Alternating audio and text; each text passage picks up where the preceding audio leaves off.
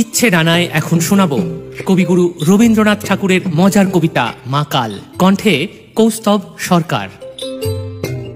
গৌর বর্ণ নধর দেহ, নাম শ্রীযুক্ত রাখাল।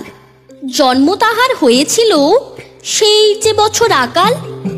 গুরু মশাই বলেন তারে, বুদ্ধি যে নেই একেবারে, দ্বিতীয় ভাগ করতে সারা 6 মাস ধরে নাকাল।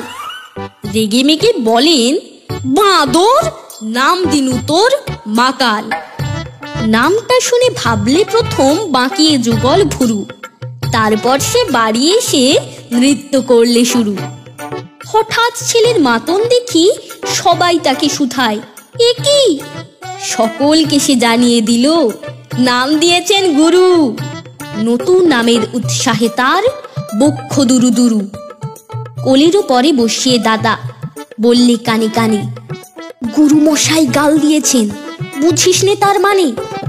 রাখাল বলে, কখনো না, মা যে আমায় বলেন শোনা, সেটা তো গাল নয়, সে কথা পাড়ার সবাই জানে।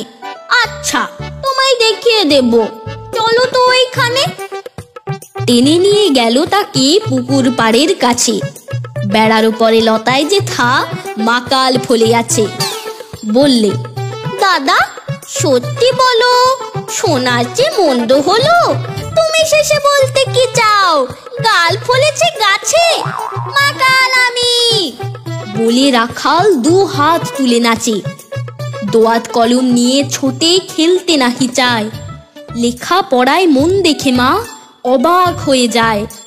খাবার বেলায় অবশেষে দেখে ছেলের কাণ্ড এসে।